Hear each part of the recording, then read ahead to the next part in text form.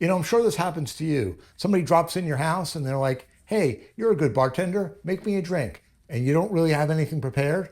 What do? Well, my house cocktail is a Bijou.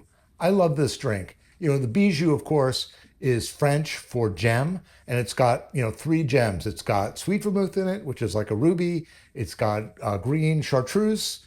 Sometimes you can use yellow, but green Chartreuse, that's the emerald. And you've got a clear alcohol, which is the gin, which is like a diamond. I got a great drink for you. Stay tuned.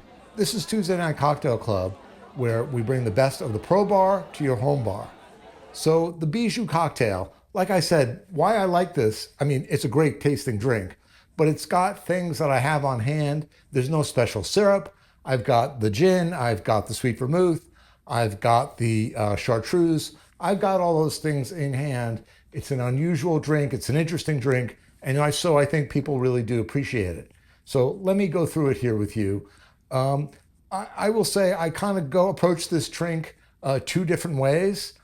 First thinking is I'm using gin. If I'm using something very juniper forward and I want that, that aggressiveness to come through, I tend to use yellow chartreuse or my yellow chartreuse substitute. I've been using the Strega, which is really worth seeking out.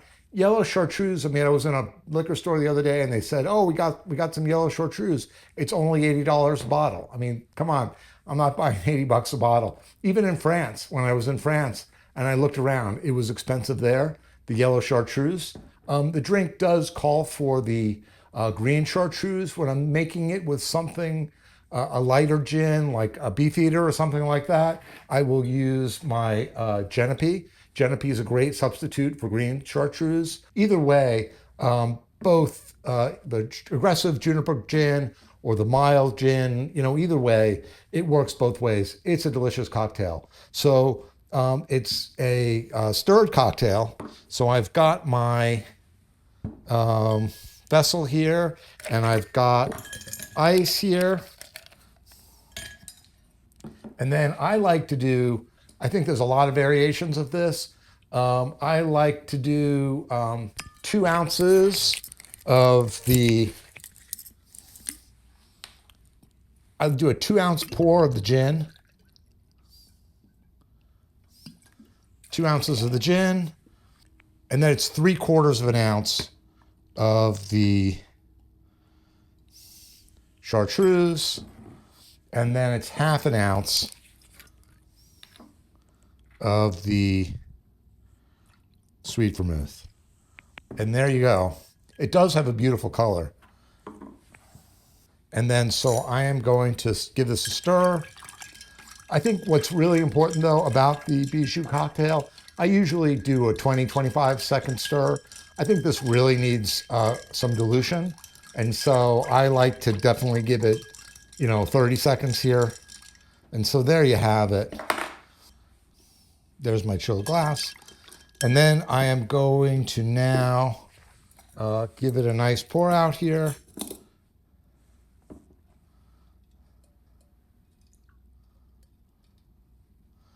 I got new glasses, so I'm very excited about that. And I'm going to give myself a maraschino liqueur, a maraschino cherry garnish. I think it does call for a peel of lemon, but again, I'm just really trying to go through this as if I don't have any citrus. I'm just using, things you kind of have on hand, and here it is. It is a delicious drink. It really is a very good combination. It's a little sweet with the 3/4 of the chartreuse, but it really does. Your whole point here is to make a drink here that is not bracingly dry like a martini. It's not something, somebody stops by and they want a cocktail.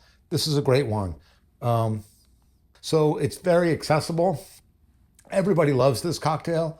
I think in the other version that I do with the Beefeater and the green chartreuse, that's also, another delicious combo. Certainly, I would say seek out the Strega though. It's the Strega.